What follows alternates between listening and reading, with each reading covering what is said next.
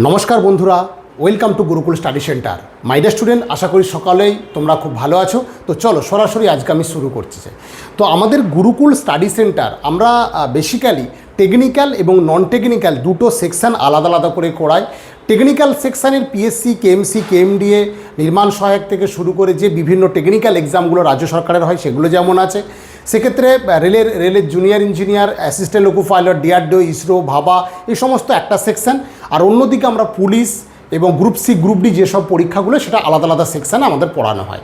এটা গড়িয়া স্টেশন গুরুকুল, একদম স্টেশনের পাশে আমাদের গুরুকুল অবস্থিত।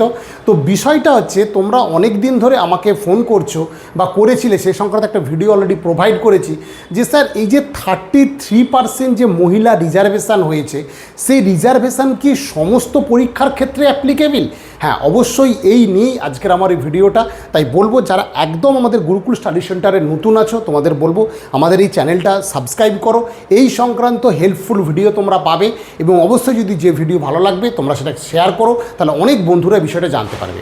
চলো আজকের এই বিষয়টা একদম আমি ক্লিয়ার করে দিচ্ছি। দেখো, 33% রিজার্ভেশন নিয়ে যতই কথা উঠুক, এই রিজার্ভেশন যেটা আমরা হয়তো ভাবছিলাম বা অনেকেই ভাবছিল যে হয়তো এটা বিধানসভায় কোনোভাবে বিল আসবে, সেটা হয়তো রিজার্ভেশনটা কমে যাবে, কিন্তু না, সে প্রসঙ্গে কিন্তু এই ব্যাপারটা তোমাদের মধ্যে না ভাবাই উচিত। কারণ 33% রিজার্ভেশন শুধু ওয়েস্ট বেঙ্গলে নয়, তুমি যদি দেখতে চাও প্রায় আমাদের ভারতবর্ষের 18টা স্টেটে ওয়েস্ট বেঙ্গলকে নিয়ে কিন্তু এই রিজার্ভেশন সিস্টেমটা আছে। সেক্ষেত্রে অনেক স্টেটে কিন্তু 35% আছে, কোথাও 30% আছে, আর কোথাও আমাদের 33%। তো দেখতে পারো, যদি বিহার, মধ্যপ্রদেশ তুমি দেখো, সেখানে কিন্তু 35% মহিলা রিজার্ভেশন আছে। আবার রাজস্থান, অন্ধ্রপ্রদেশ, মহারাষ্ট্রের মতো স্টেটগুলো এরকম কিন্তু 30% রিজার্ভেশন আছে। আর আমাদের পশ্চিমবঙ্গে কিন্তু যেটা লাস্ট হয়েছে, সেটা কিন্তু ওয়েস্ট বেঙ্গলে 33% রিজার্ভেশন। এখন মূল বিষয় হচ্ছে, যেহেতু আমাদের গুরুকুল স্টাডি সেন্টারের টেকনিক্যাল সেকশানটা পিএসসি, কেএমসি, কেএমডিএ প্রচুর ছেলে এখান থেকে চাকরি পায়, তাই তারা বারবার আমাকে ফোন করছো যে স্যার এটা কি তাহলে সব ক্ষেত্রে প্রযোজ্য হবে? তো যতটুকু আমি এখন পর্যন্ত জেনেছি সেটা আমি তোমাদের সামনে তুলে ধরছি।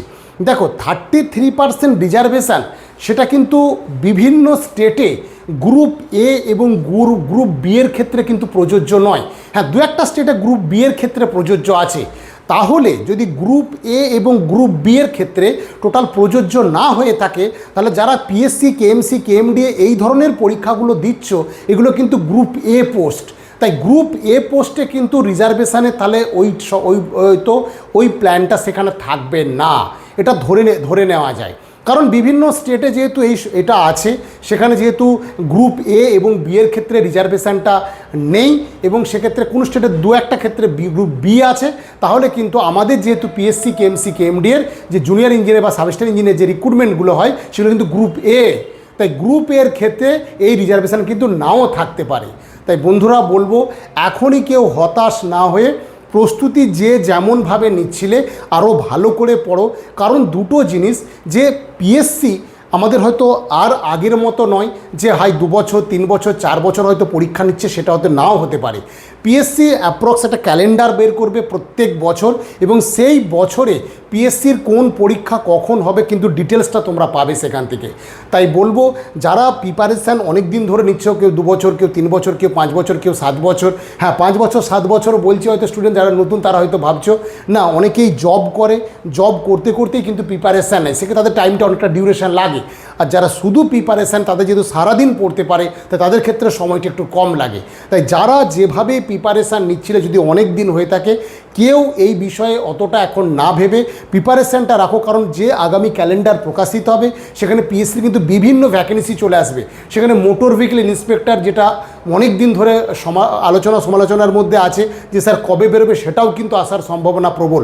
তাই তোমাদের বলবো, যারা ন্যূনতম diploma pass civil, electrical, mechanical এবং যারা বিটেক পাস আছো, তারাও কিন্তু এই পিএসসি, কেএমসি, কেএমডি এর সাবস্টেন্ট ইঞ্জিনিয়ার এবং জুনিয়র ইঞ্জিনিয়ার যে পরীক্ষা হয়, সেটা কিন্তু আমরা প্রস্তুতিটা নিতে থাকো।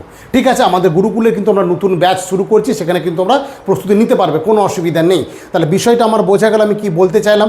এবার আর একটা বিষয় তোমাদের আমি বলবো যে হ্যাঁ, এবার ইন্টারভিউয়ের ব্যাপারটা আমি কিন্তু বারবার বলেছি যে দেখো, এখন রাজ্য সরকার কিন্তু অলরেডি একটা জিনিস অনেক জায়গা থেকে তোমরা জানতেও পারছো যে WBCS মিসলেনিয়াসের মতো পরীক্ষাগুলোতে ইন্টারভিউ থাকবে। অর্থাৎ ইন্টারভিউ হয়তো গ্রুপ এ বি পোস্টগুলোই থাকবে, কিন্তু সেই ইয়েটা অনেকটা কমে যাবে। ইন্টারভিউর যে নম্বরের ইয়েটা হয়তো কমে যাবে অনেকটা। কোথাও পিএসসির ক্ষেত্রে যেটা 100 নম্বর ছিল সেটা হয়তো 40 নম্বর হয়ে যেতে পারে, বা যেখানে 40 নম্বর ছিল সেখানে 20 নম্বর হয়ে যেতে পারে।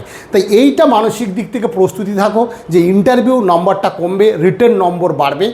আর তার সাথে সাথে যেটা মূল বিষয়, অবশ্যই কিন্তু বাংলা বিষয়টা তোমাদের মধ্যে হয়তো ইনক্লুড হতে পারে।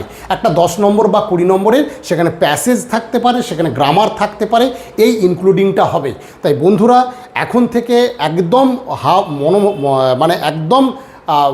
একদম পুরো সব হারিয়ে গেল এরকম ভেবে কিন্তু পড়াশোনা একদম কেউ স্থগিত করো না, কারণ লাগাতার রিক্রুটমেন্ট কিন্তু আসছে এবং সেই রিক্রুটমেন্টে কিন্তু রিজার্ভেশনে যারা গ্রুপ এ পোস্ট আছে, যারা গ্রুপ বি পোস্ট যেগুলো, সেখানে কিন্তু এই রিজার্ভেশনটা থাকবে না। হ্যাঁ, যে রিজার্ভেশন আগে ছিল, অর্থাৎ এসসিদের যেটা আছে, এসটিদের যেটা আছে, ওবিসির যেটা আছে, ইডব্লিউএস যেটা আছে, সেটাই কিন্তু থাকবে না। ওবিসির ক্ষেত্রে তোমরা নিশ্চয়ই আপডেট পেয়ে গেছো।